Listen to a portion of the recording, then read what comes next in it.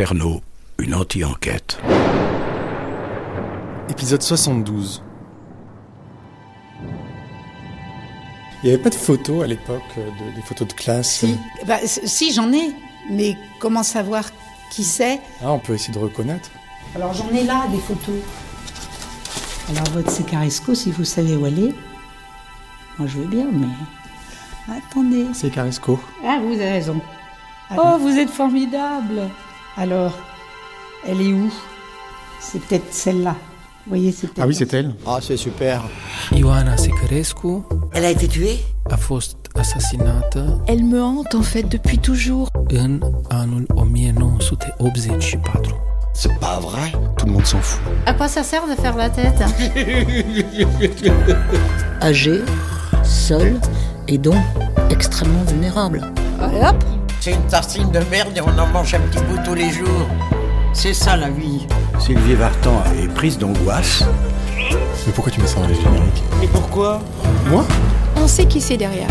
Le diable, c'est pas celui-là qu'on te montre à la télé avec une grande queue. Ioana Secaresco, Vous êtes tombé amoureux d'elle.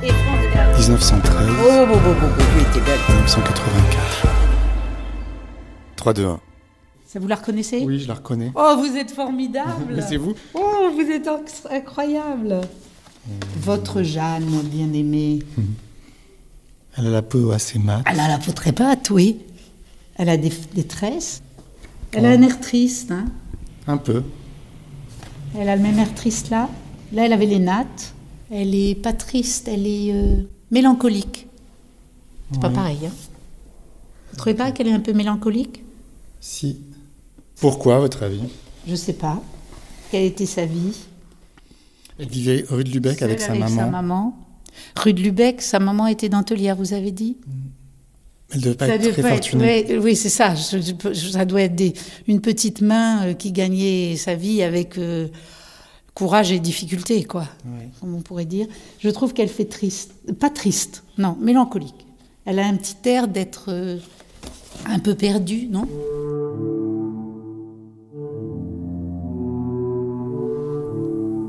Ah, elle a quand même un regard vif, quand même, si. Elle a un regard qui vous va au fond. La regardez. Ouais. Elle a des beaux yeux, je pense. Ouais. Belle photo. Oh, comme c'est bien. attendez, Alors attendez, on va regarder si... Non, il n'y a pas Jacqueline David là, hein, vous n'avez pas vu. Si, Jacqueline David. 1, 2, 3, 4, 5. Ah oui, c'est elle. Alors là, est-ce qu'on aurait votre Jeanne? Ça, c'est Jacqueline. Bah, elle est toujours là. C'est la même. Vous êtes sûr? Oui. On va à la pêche, hein. On a l'impression d'aller à la pêche. Extraordinaire. Oh, il y a Nina Grain. Tiens, ça m'intéresse. C'est qui? Elle est sur la plaque de 1947. Elle est morte en déportation. Nina Grain. Oh, vous êtes extraordinaire. Vous faites ressortir les choses. C'est un don que vous avez, c'est sûr. Non, mais c'est grâce à vous. Non, pas du tout. C'est grâce à vous. Alors là, c'est des jeunes filles. C'est Ah l'année oui, elles sont l'année nettement- du bac, non? C'est l'année du bac première. Oui. Ouais, c'est en 1930. Donc là, il y a Jacqueline de Romilly, certainement, puisque c'est là qu'elle a eu son prix cette année-là. Et donc Jeanne, elle est où? Elle est peut-être là. Ah oui, c'est le même visage. Vous voyez qu'elle est mélancolique. Regardez, c'est là où c'est caractéristique. Oui, c'est elle. Elle a la tête un peu oui, penchée. c'est elle. Écoutez, j'ai 3 photos d'elle. C'est trop bien. C'est dingue. C'est une enquête de détective, mais plus pour le crime. Non. Non, vous voyez ce que je veux dire? Pour la vie. C'est plus pour la mort, là. Pas Là, on fait l'enquête sur ce qu'elle était vivante. Mm. C'est ça qui est bien, quand même. Voilà, faites voir. On a tout. Bah, vous avez toutes ces classes, ou presque. Jacqueline est là. Alors, c'est pas du tout la même femme. Hein. Vous Jacqueline remarquez? David, non. Jacqueline de Romilly, donc Jacqueline David à l'époque, avec des cheveux, elle faisait beaucoup plus vivante que... Oui, Que Yana. elle fait petite fille effacée, quand même. Ouais, hein. ouais. Alors, vous me dites qu'elle s'est effacée de la mémoire, un peu, parce qu'elle fait petite fille effacée quand on la regarde, quand même. Ouais. Regardez les profs, quand même, qu'ils avaient. Regardez les têtes. Et ça, c'était des sacrés profs, hein. C'est-à-dire les têtes. Ah, elles ont des têtes de femmes, je sais pas comment dire, on sent qu'elles vont vouloir faire travailler ces filles. Vous voyez comme elles sont. Regardez. C'était quand même des vieilles dames, hein, pour beaucoup. Alors qu'elles ont peut-être Alors qu'elles 50 sont- ans. Ah oui. Enfin, j'ai l'impression que je fais plus jeune qu'elle. Ah mais carrément. Oui, mais je vais avoir 68. Ah bon? Donc c'est incroyable. Elle fait vieille dame. Ouais. Quelle drôle. Quelle Une aubaine. trouvaille, vous êtes extraordinaire. Vous faites ressortir le meilleur des gens. J'ai remarqué ça dans vos podcasts. Bah merci, c'est un compliment. J'ai l'impression que vous êtes... c'est un don, hein. Voilà, c'est une belle. Mais je reste un peu là encore. Merci infiniment, Anne-Marie. Merci beaucoup. Et à bientôt, alors on reste en contact. Coupez, hein. Oui, Coupez, j'en ai mis trop.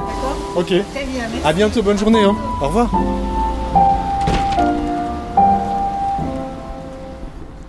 Thierry Paulin, c'est peut-être le plus grand criminel de toute l'histoire judiciaire française.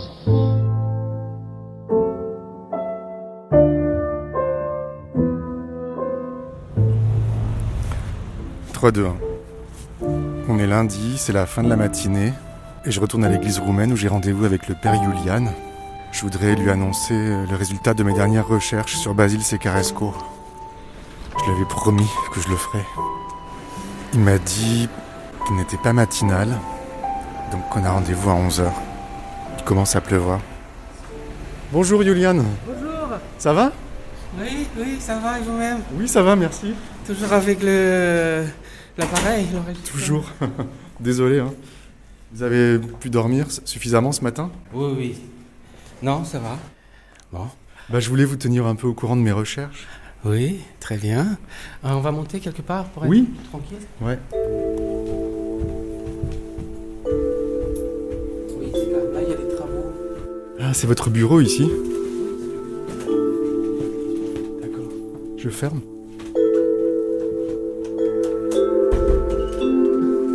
Bon. C'est gentil de me recevoir. Avec plaisir.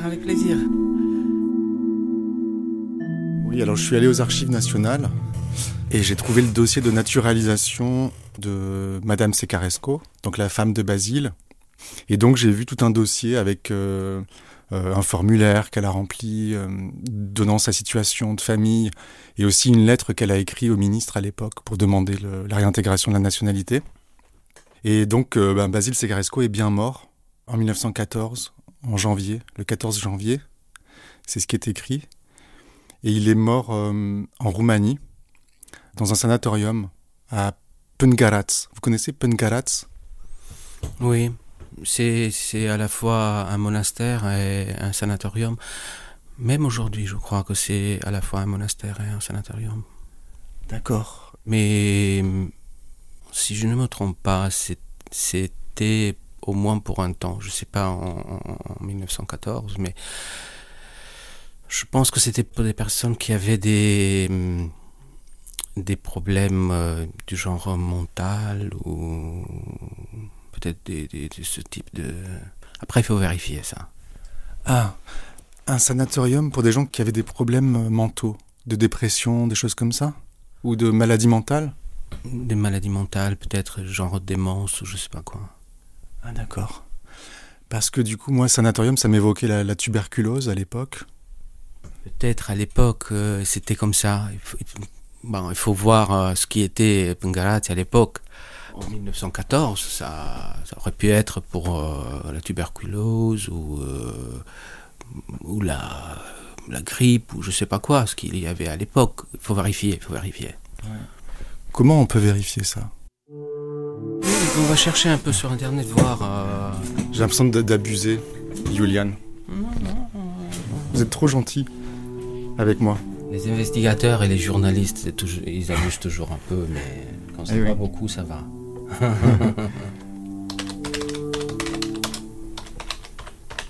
Mănăstirea Pângăraț. Ok. Historie. C'est un endroit qui est connu en Roumanie? Oui, qui est très connu. Ça a l'air beau. Sanatoriu. Închisoare, spital, caserne. Prison, hôpital, sanatoriu, caserne, dépôt. Tout ça en même temps. Histoire du monastère de Pângăraț. Ouais. Donc c'est un petit village en Moldavie, c'est ça? Oui, dans le département de Neamț. Il y a un contact? Oui. Je pense que c'est quand même mieux d'écrire un email. D'accord. Et puis leur expliquer un peu et savoir ce qu'on peut leur demander. Moi, ce que j'aimerais savoir, c'était pourquoi les gens étaient traités au sanatorium en 1914, simplement, et savoir si éventuellement ils ont des archives sur Basile Secarescu. Hristos a înviat, binecuvântați! Sunt preot Iulian Nistea de la Catedrala Sfinții Arhanghel din Paris și vin către Sfinția voastră cu o rugăminte. Un jurnalist francez de la Paris se interesează de un român care și-a sfârșit zilele la 14 ianuarie 1914 în sanatoriul de la Pângărați. Numele acestui om este Vasile Secarescu. Super. Là, vous avez envoyé ça au prêtre? J'ai envoyé ça à l'abbé du monastère et donc lui, il va pouvoir nous dire quelque chose. D'accord. Peut-être. Il y a beaucoup de monastères comme ça en Roumanie? Oui, beaucoup de monastères. Je ne sais pas combien, mais beaucoup de monastères. Surtout en Moldavie. Là, il y a des centaines de monastères. Mais ça, c'est un monastère ancien, vous voyez. C'est un monastère très ancien. Du 15e siècle? C'est ce qu'il y a écrit. Voilà, 15e siècle. Parce que je me demande, Basile Secarescu vivait à Gand et quelques mois après la naissance de sa fille, il est rentré à Roumanie pour aller dans ce monastère, dans ce sanatorium. Donc il avait certainement une maladie. S'il est allé en Roumanie, il avait tuberculose ou on va voir ce qu'il va nous dire sur le type de maladie qu'il y avait là. Peut-être j'étais un peu vite allé pour les maladies mentales, mais il peut y avoir d'autres choses. Parce que ouais, il est rentré pour se faire soigner en Roumanie. Parce que comment on l'explique ça? Parce que c'était son pays.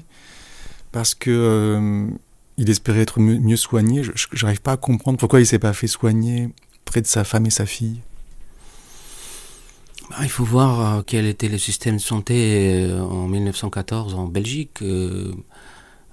Si c'était trop coûteux, il n'avait pas l'argent pour se faire soigner, il est rentré dans le pays, peut-être qu'il avait de la famille, où le système de santé était différent. Ça, je ne sais pas trop comment l'expliquer. Ça doit vous sembler très inutile, ce genre de recherche, sur un homme qui est mort il y a plus de 100 ans? Non, au contraire, moi j'ai fait des recherches sur des personnages qui sont liés à la vie de l'Église ici. Non, c'est jamais inutile. On apprend des choses. On apprend beaucoup de choses. Bien sûr, quand je fais des recherches sur ces personnages-là, moi j'ai en tête l'histoire de l'Église, mais vous avez en tête l'histoire qui s'est passée avec cette femme qui a été assassinée. Et voilà, c'est... Non, c'est pas inutile. En tout cas, on attend le mail. Vous me tiendrez au courant? Bien sûr. À bientôt. Pe curând. À une prochaine fois. Bonne journée. Je quitte Saint-Germain et je vais dans le 15e arrondissement, près du métro Duplex. Anne-Marie du lycée Molière m'a rappelé parce qu'elle veut me présenter une certaine Claudine, une femme de 98 ans qui a été élève au lycée Molière juste après Johanna Secarescu et qui a eu une vie héroïque apparemment. Je sens que je vais encore me prendre des commentaires du genre « vous vous éloignez de l'enquête » ou on tourne en rond par des gens qui ne comprennent pas très bien ce que je fais, des gens qui n'aiment que le sang et les histoires de meurtre peut-être. Je tiens à préciser que dans cette affaire criminelle, ce qui m'intéresse avant tout, ce sont les rencontres et tous les fils que je peux tirer à partir des meurtres et des victimes. Et je suis persuadé que toutes ces digressions éclairent l'affaire d'une manière ou d'une autre. Donc j'ai bien l'intention d'aller voir cette Claudine qu'Anne-Marie me propose de rencontrer. C'est pas tous les jours qu'on a la chance de parler à une femme presque centenaire. Bonjour Anne-Marie. Ça va et vous? Oui, très bien, pas de problème. Alors, c'est là. On va chez Madame Baumann. Ah, c'est au 4e. J'espère que ça va, non? Oui, ça va très Elle n'est bien. pas tombée? Non, elle n'est pas D'accord, tombée. c'est au 4e. Oui, au 4e dos. Merci beaucoup. Ils sont gentils.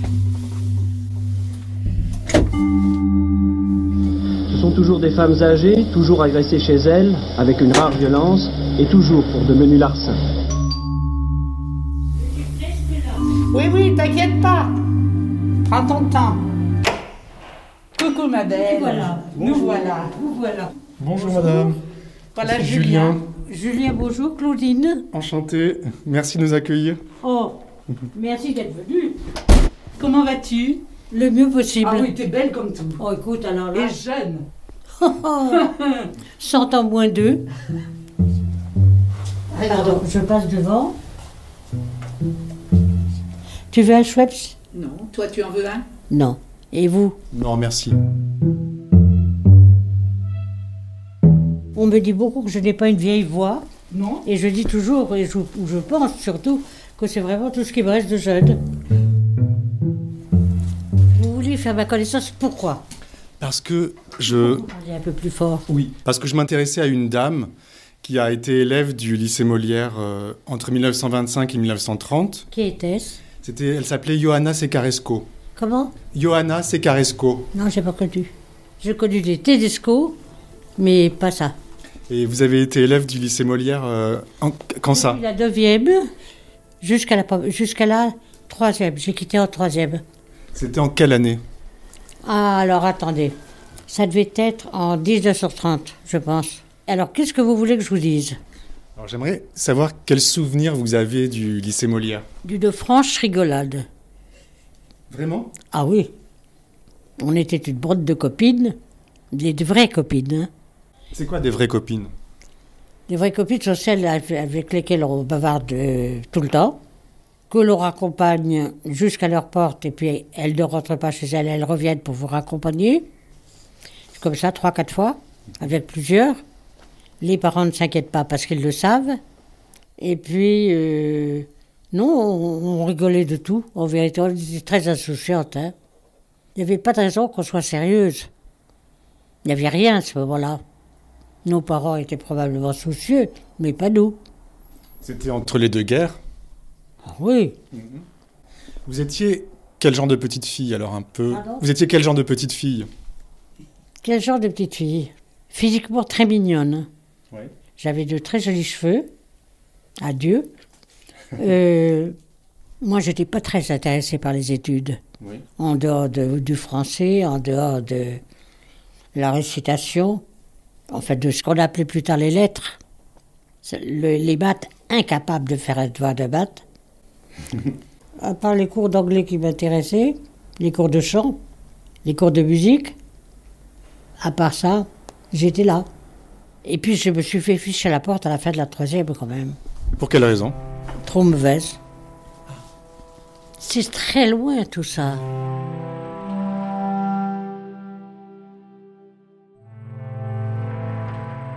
J'ai gardé d'excellentes amies du lycée Molière, jusqu'à maintenant. Elles disparaissent évidemment les unes après les autres. Rosine Franck, Claude Meyer, qui a été de beaucoup ma meilleure amie, qui est morte aussi. Elles sont toutes mortes d'ailleurs. Toutes. Quoique, si elles sont mortes à 80 ans, 85, 90, ça suffit. Moi, c'est beaucoup trop. Vous trouvez que c'est trop? Il n'y a plus rien du tout. Pourquoi vous dites ça? Parce que je considère que je ne sers plus à rien. Je crois que je dois être la dernière d'un groupe. Aussi, on était une équipe. Hein. C'est une mémoire incroyable. Oui, ça reste. Je ne les reconnaîtrai pas dans la rue. Hein. Je n'ai pas de risque d'ailleurs. Mais les noms et leur attitude, oui. Je me rappelle très bien. Est-ce que vous vous souvenez de vos professeurs? Kioc. Kioc. C'était une femme? Professeur de français. Oui, une femme. On n'avait que des femmes. Sauf en latin. Ah. Valerio, elle était prof d'anglais. Ah, mademoiselle Valerio. Anglais, oui. Ça, elle en parle, mademoiselle Secaresco. Une femme, hein. Comment elle était, mademoiselle Valerio? C'était une grande femme mince. C'était une belle femme qui avait beaucoup de prestance. Assez agréable. Un bon accent. Non, on a bien appris l'anglais puisque je n'ai que mon anglais du lycée. Et je me débrouille très bien. Et quand je vais aux États-Unis aussi. Oh, on a fait un... Comment on appelle ça? Un Spike? Non. À la télé. Un Skype? Un Skype, oui. Avec mes petits-enfants avant-hier, à Washington. En anglais? Ah oui. Vos petits-enfants sont américains? J'ai des enfants qui vivent à Washington. Oui. Et les enfants sont nés américains, mais ont maintenant la double nationalité. Et tu n'as eu que Mademoiselle Valerio en anglais? Oui. Tout le temps, toutes les années? J'ai l'impression. Je ne me rappelle pas des autres du tout. Il y avait à un moment donné une surveillante générale qui s'appelait Mademoiselle L'Enfant, qui exigeait que nous ayons un chapeau et que quand on passait devant elle, elle était à la porte du lycée pour quand on sortait. Et quand on passait devant elle, il fallait baisser la tête pour qu'elle voie bien notre chapeau. Ça rigolait pas quand même au lycée Molière? C'était assez sévère. Non, c'était très sévère, mais on passait par-dessus. Oui. C'était assez chic, j'ai l'impression aussi. C'est le 16e arrondissement. Hein. On était quand même dans avant-guerre, dans un quartier très chic. Et vous étiez de quel milieu? Paris, né dans le 9e arrondissement, mais j'avais toujours habité, moi, à côté du lycée.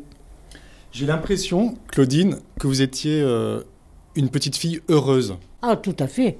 J'avais des parents qui s'entendaient très bien. Oui. L'atmosphère à la maison était bonne. Oui. On n'avait pas d'argent, c'est la seule chose.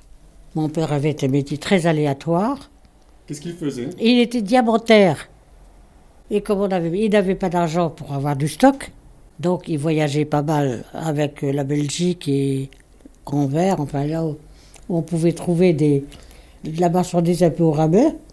Et puis il était courtier. Il prenait de la marchandise chez d'autres courtiers ou d'autres marchands et il les replaçait à d'autres. Votre maman ne travaillait pas? Maman ne travaillait pas, elle avait 3 enfants à la maison, quand même une domestique. Ah, quand même. Qui est restée 42 ans au service de ma mère, qui nous a élevés, ma sœur et moi. Et puis voilà, on a eu d'enfance heureuse. Ma mère était emmerdeuse, mais enfin elle était très, très femme du monde, très gentille, très stricte avec nous. Elle nous a bien élevés, je crois. Emmerdeuse parce qu'elle était stricte? C'est-à-dire que si cette pendulette-là était un peu de travers, elle m'aurait dit de la remettre droite. C'est une chaise un peu de travers, il fallait se lever, aller la remettre droite. C'est pénible. Elle était pénible à vivre, oui. J'ai l'impression que le lycée Molière vous a enseigné une certaine rigueur, mais aussi peut-être a fait naître en vous un désir de passer au-dessus, comme vous disiez tout à l'heure. J'avais vraiment passé au-dessus, hein. Non. J'avais pas du tout le désir de bien travailler, ça m'était complètement égal. C'est curieux même. Qu'est-ce que tu voulais faire dans la vie? Rien. Non, je ne sais pas.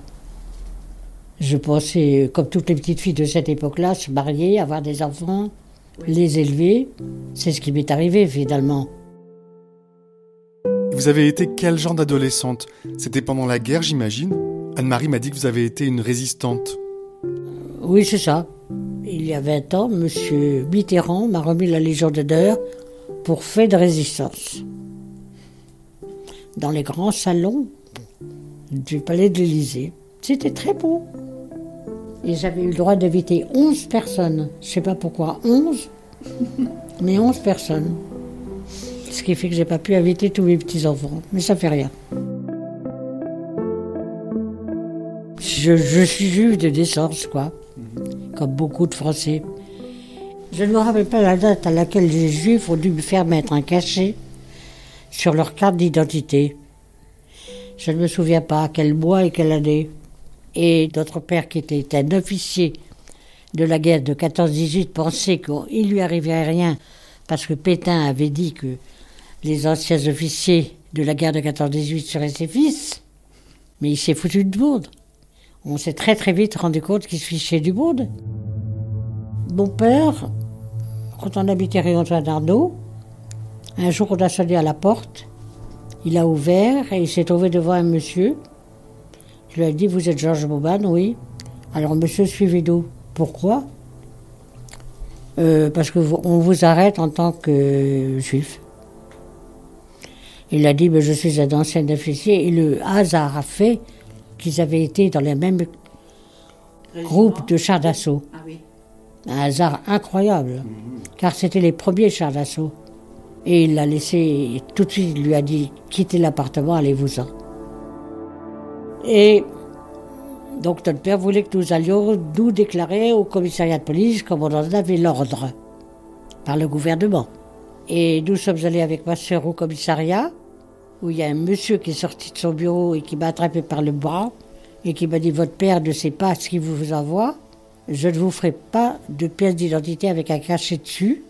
Revenez ce soir, vous aurez de faux papiers. » Alors on a dit aux parents qu'on allait à la Bibliothèque nationale et nous sommes allés au commissariat de police de la rue Bois-le-Vent. Et là on a revu le même monsieur qui nous a emmenés dans son bureau et qui nous avait préparé des faux papiers. Et on a juste à lui donner les photos. Et puis voilà, et puis c'est de là que tout a démarré. C'est-à-dire, qu'est-ce qui a démarré? La clandestinité, la résistance, enfin pour moi, en tous les cas, parce que le prix de ces cartes d'identité, ça a été de porter des papiers secrets dans les ministères des armées, entre autres, à Paris et à Lyon. J'allais rue de Grenelle, où il y avait le ministère de la guerre, je crois. Et à Lyon, j'allais à la préfecture de police apporter des documents aussi. Donc vous saviez ce que vous transportiez? Vous aviez connaissance des lettres? Je ne savais pas ce qu'il y avait dedans. Ah d'accord. Mais je savais que c'était des papiers officiels. Oui. Et interdit. Quoi? Que tu faisais quelque chose d'interdit. Oh bah naturellement. Tu le savais. Oh bah oui. Bien. Tu sais, j'avais l'air d'une môme. J'étais toute mince, toute petite. Oui, tu faisais gamine. Assez frisée, tu sais, assez ondulée. Oui, voilà, exactement gamine. Habillée comme à l'époque, on avait des jupes assez larges qui volaient au vent. Des soquets. J'ai jamais été embêtée. Grâce à votre apparence? Je crois uniquement grâce à mon apparence. Est-ce que vous avez eu peur? Mais tout le temps. J'étais très protégée par ce commissaire. Je me rappelle beaucoup mes passages au commissariat de la rue Bois-le-Vent, parce que c'était un peu un double tranchant, quand même. Si Boucher n'était pas là, si ce monsieur n'était pas là... On pouvait t'arrêter. Ah, immédiatement. Et quand il n'était pas là et que j'attendais qu'il arrive, parce qu'on me disait qu'il devait arriver, j'emmenais pas large dans la petite entrée là, du commissariat, mais j'attendais quand même. J'ai toujours eu raison d'attendre. Ah bon? Oui, c'était une sécurité pour moi que ce monsieur soit en vie. Je savais je sentais qu'il aurait fait n'importe quoi pour me retrouver si j'avais été arrêtée ou si j'avais eu un pépin. Pour lui, j'étais une petite fille. J'avais l'âge de ses enfants. Et puis, il trouvait que tout ça était moche. Il passait son temps dans son bureau à mettre des cachets juifs sur les cartes d'identité. Des gens du 16e, il y en avait beaucoup à ce moment-là. Il trouvait ça très moche. Pourquoi il vous a proposé ce marché finalement? Pourquoi il a voulu vous sauver et pourquoi il vous a confié cette mission? Parce qu'il a trouvé que j'avais une bonne gueule. C'est toujours ce qu'il m'a dit et je ne suis jamais arrivée à lui faire dire autre chose. Oui. Bon, j'avais l'air de l'innocence, probablement. Vous saviez vous débrouiller aussi, peut-être que ça se voyait? Vous savez, à 16 ans, hein, 16-17 ans, oui, je savais peut-être me débrouiller, mais en tous les cas, ça a été comme ça. C'est une drôle d'époque, hein.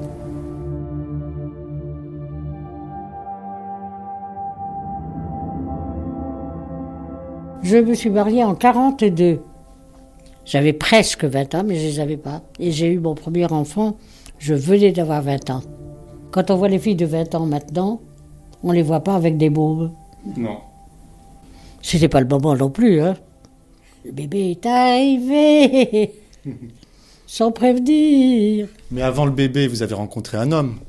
Oui, mais déjà depuis que nous avions 15 ans. Et vous l'avez rencontré comment, excusez-moi? À ce qu'on appelait une surprise party. Une boum. À 15 ans?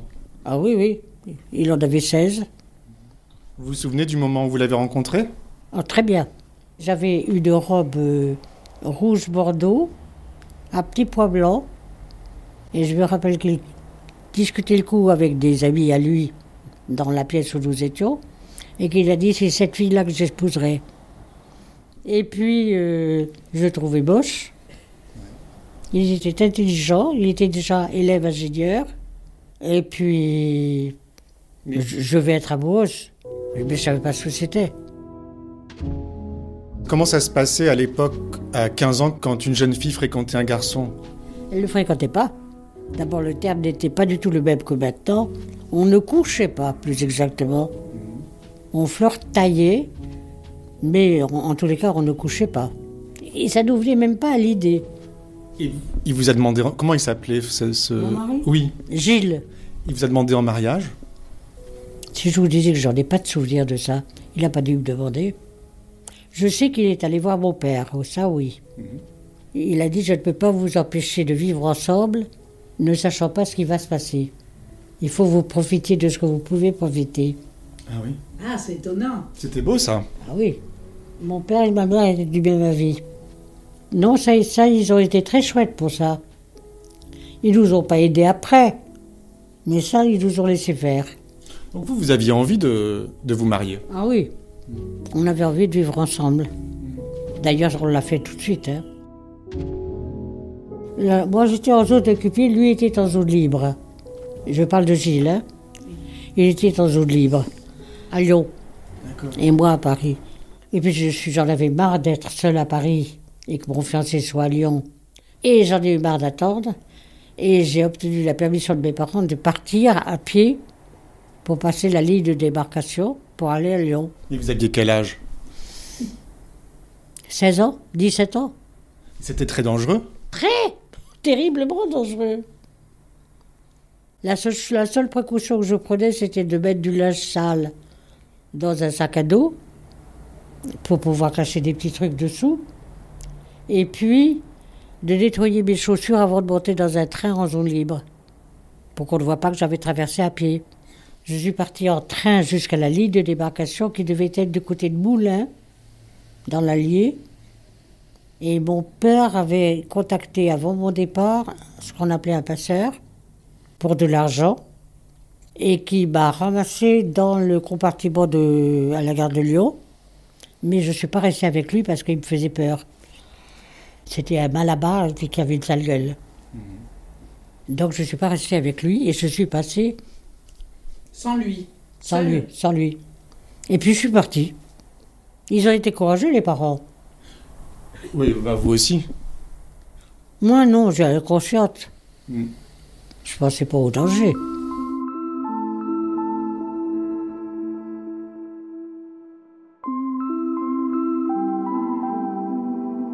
Et bien, j'étais dans un bistrot en pleine campagne, près de la ligne de débarcation. On m'avait dit qu'il y avait souvent des gens qui venaient là. Et j'ai rencontré un monsieur qui avait l'air sympathique. Et je lui ai demandé s'il connaissait le chemin. Il m'a dit que oui. Et il m'a amené. Mais à pied. Tout ça à pied. On faisait des kilomètres. Hein. La zone était gardée? Ah, bien sûr, mais on passait entre les gardes. Lui, le type là, il savait à peu près à quelle heure passait la garde. Donc on passait, on était cachés dans les fossés, au bord des chemins. Et on les entendait y arriver, on se planquait complètement. Et ils passaient et on passait après. C'était périlleux. Mais qu'est-ce que vous avez ressenti à ce moment-là?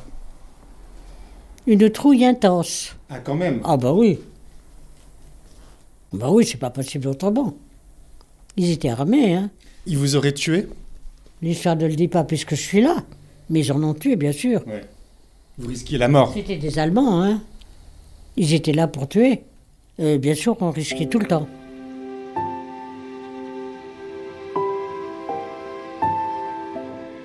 Et je me suis dit que si Gilles n'était pas à la gare quand j'arrive, je reprenais le train immédiatement pour rentrer.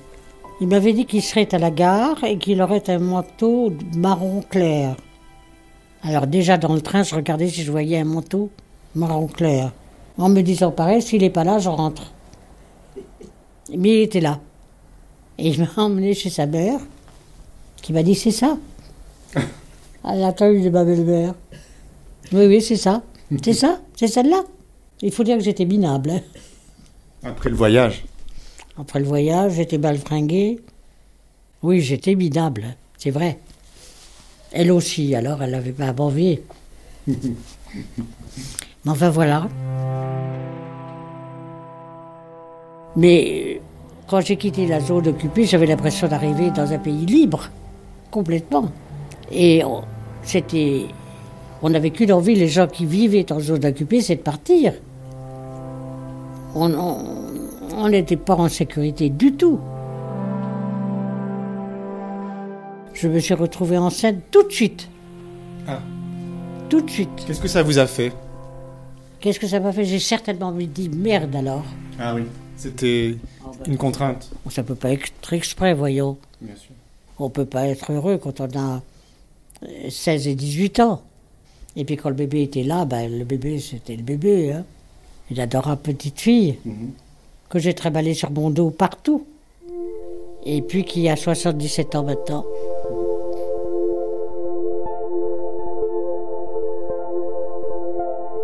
Qu'est-ce que vous en pensez rétrospectivement de tout ça? De quoi? De ce dont on vient de parler, de cette période, maintenant que vous avez 98 ans. C'est terrifiant. Absolument terrifiant. Il faut passer à travers la peur, à travers des actes que vous n'aimez pas, auprès de gens qui vous sont antipathiques. C'est terrifiant. C'est terrifiant. Les jeunes qui sont en pleine guerre dans d'autres pays à l'heure actuelle, c'est une horreur. On est responsable. On se sent responsable de sa famille, alors qu'on ne l'est pas. Non, c'est terrifiant. Et puis la guerre s'est terminée. Oui. Comment ça s'est passé pour vous? Eh bien, j'étais dans une petite auberge minuscule en haute montagne. J'aime beaucoup la montagne. En haute montagne, dans un village complètement isolé. Il est rentré 2 types qui parlaient l'anglais. Plutôt l'américain d'ailleurs que l'anglais, qui se sont installés à une petite table et qui nous ont dit la guerre est finie, on vient d'être parachutés et la guerre est finie. Alors on a sorti les drapeaux français, on a mis aux fenêtres, etc. Et puis c'est avéré que c'était pas vrai du tout. Ça devait être le 4 juin et non pas le 6, le débarquement n'avait pas eu lieu. Et alors j'ai pris la fuite dans les bois avec mon bébé. Et je suis restée 3 jours dans les bois, en attendant que... Parce que les Allemands sont remontés. Vous étiez seule avec elle? J'étais seule avec la petite, oui. Et Gilles? Ah il n'était pas là, Gilles était dans le maquis. Il a terminé la guerre dans les chasseurs alpins, à Grenoble. Et ensuite? Eh bien, je suis restée dans les environs de Grenoble, dans une ferme qui s'appelait La Tronche. Je suis restée quelques jours dans cette ferme. Et puis les fermiers m'ont demandé de partir. Alors je suis partie. J'ai fait une station le long de l'Alvar, dans un bled qui s'appelait Pinceau, où j'avais été cachée un moment, avec un couple d'instituteurs formidables qui m'ont aidé à m'en sortir. Oui, parce que tu étais pourchassée quand même. Ah oui. Il s'est su que j'étais dans la résistance, il s'est su que j'étais juive, que mon mari n'était pas là. Ensuite, j'étais une bonne proie.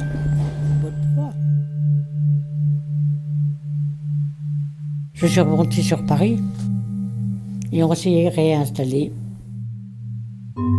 Est-ce que tu trouves que vous avez perdu votre jeunesse ou est-ce qu'au contraire, cette période-là vous a formé une jeunesse incroyable? Il n'a pas formé une jeunesse. Non, toi, ta jeunesse à toi... Elle était foutue. Elle était foutue, c'est ça? Oui, bien sûr. Vous avez trouvé que c'était perdu? Oh, naturellement. Vous êtes devenu adulte trop vite? On est devenu adulte très très vite. Et puis on était mariés. Et puis on a eu un enfant. Donc tout ça, ça a été terminé. Et comment s'est passée la vie ensuite? La vie ensuite? Eh bien, mon mari a retrouvé du travail tout de suite. Très vite. Et moi, je me suis occupée des enfants, de la maison et de tout, quoi. Vous n'avez jamais pu travailler? Si, mais beaucoup plus tard. J'avais décidé que j'élèverais mes enfants avant. Ouais. Et c'est ce qui s'est passé. Et puis, je me suis retrouvée toute seule, surtout. Et j'ai pris le Figaro et une petite annonce du Figaro. Ils m'ont demandé des négociatrices en immobilier. Je me suis dit que je risquais rien. J'y suis allée et on m'a prise tout de suite. Mais j'ai travaillé pour des compagnies d'assurance et j'ai eu vraiment beaucoup d'affaires. Vous êtes bien débrouillé. Oui. Et avec Gilles, qu'est-ce qui s'est passé? On est resté mariés 30 ans. Hein. Mais pourquoi vous vous êtes retrouvée toute seule? Nous avons divorcé. Ma meilleure amie est partie avec mon mari. C'est pour ça que je dis, n'ayez pas de meilleurs amis. Ça a été un coup dur pour vous? Oh, à tous les points de vue. Je me suis retrouvée avec 500 francs dans mon portefeuille, en tout. Je me suis bien marrée. Comment vous l'avez pris alors? Très mal. Comment voulez-vous comprendre ça? Très mal. Mon mari, bon, maintenant, mon ex-mari. Mais si je rencontre sa femme, j'ai envie de la tuer.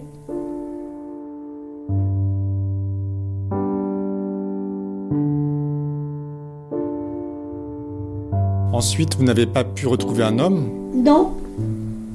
Non. Non. Pourquoi ça? Vous savez, j'ai été échaudée quand même. Hein. Oui, mais j'ai l'impression que vous n'avez pas été brisée par cette histoire. Si. Si? Mais si, j'ai été brisée pendant des années par cette histoire. Mais de toute façon, il fallait faire bonne figure. J'ai 3 filles quand même. Elles ne pouvaient pas avoir une mère en chiffre-molle. J'ai travaillé très dur. Oui, mais ce que je veux dire, c'est que vous avez été brisée, certes, parce que c'était un coup dur. En même temps, vous êtes toujours là. Mais j'allais pas me tuer. Non, mais... J'aurais pu me suicider, bien sûr. Vous auriez voulu? Mais bien sûr, j'aurais pu. Mais j'avais 3 filles. J'aurais pas pu faire ça à mes filles, qu'elles portent ça toute leur vie. J'aurais jamais osé faire ça. Ça aurait été épatant pour moi. J'aurais eu la paix. Mais vous êtes toujours là? Ben oui, ce que je vous dis, je ne sers plus à rien. Comment vous expliquez votre longévité? Oh, je ne l'explique pas. Si j'ai expliqué, j'aurais arrêté il y a longtemps. Vous avez un secret? Non, pas du tout. Aucun. Non, il y a... C'est un hasard. Vous êtes résistante? C'est peut-être moral aussi, je ne sais pas. Je ne peux pas déserter. Ouais. Oui, c'est de la résistance. Oui, si tu veux. Ouais. Oui. Qui continue. Vous dites que vous ne servez plus à rien. Ça veut dire que vous voulez mourir? Oh, ça m'est bien égal. Ah bon? Ça m'est bien égal, alors. Comment vous vous représentez la mort? En poussière, que l'on disperse au vent. Qu'est-ce qu'elle vous a appris, toute cette vie si longue et si riche? Qu'est-ce qu'elle vous a appris? Je ne crois pas que ce soit riche. Hein. Qu'est-ce qu'elle m'a appris? Ou bien rempli, en tout cas. Peut-être l'indulgence. Ah oui? Je crois que je suis un peu trop indulgente. Quand quelque chose ne colle pas pour quelqu'un, je trouve que ça s'arrangera. T'as une bonne nature quand même, oui, optimiste. Oui, hein. T'es quand même une optimiste. Oui, oh, oui, totalement. Alors peut-être que c'est ça qui vous fait vivre. Oui, oui. C'est vrai, je suis optimiste. Oui. Je crois dans les gens. Est-ce que vous êtes satisfait, monsieur? Oui, très. Je suis très content de vous avoir rencontré, d'avoir pu vous entendre. Qu'est-ce que vous allez en faire?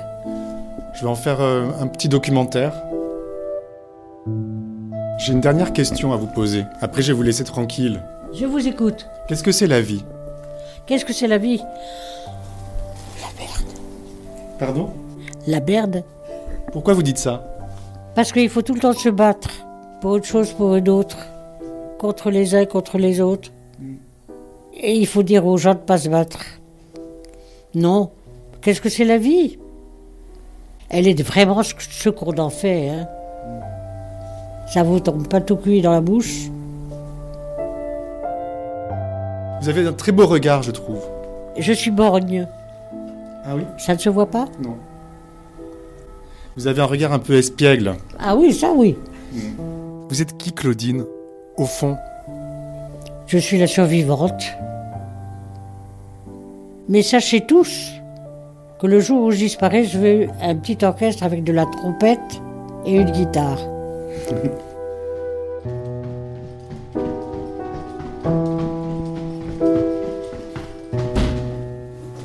Il tuait comme d'autres vont au bureau. Il pleut un peu, je me dirige vers le métro et je me demande combien de victimes de Thierry Paulin avaient été des résistantes, comme Claudine Baumann. Combien de victimes qui se sont accrochées à leur longue vie, réduites au silence en quelques minutes, avec une bouteille de Destop dans la bouche. Je me demande aussi ce qu'a fait Johanna Secaresco pendant la guerre. Mais comment ça va ? Maintenant, je me rends dans une petite librairie de la rue des Martyrs pour rencontrer un certain Julien qui a connu Johanna Secaresco quelques mois avant sa mort, dans d'étranges circonstances. À suivre. Merci à Farah, à Théo Boulanger pour sa musique, ainsi qu'à tous les contributeurs au Patreon qui financent ce travail. Comme eux, vous avez la possibilité de participer à cette anti-enquête et d'écouter des épisodes inédits en vous abonnant sur patreon.com/cerno. patreon.com/cerno. Et si vous ne pouvez pas, mettez des étoiles et laissez des commentaires sur votre appli de podcast. Un grand merci, rendez-vous dans 2 semaines, et d'ici là, ne laissez pas traîner vos grands-mères. Ne laissez pas traîner vos grands-mères. Ce que je vous dis, je ne sers plus à rien. Cerno.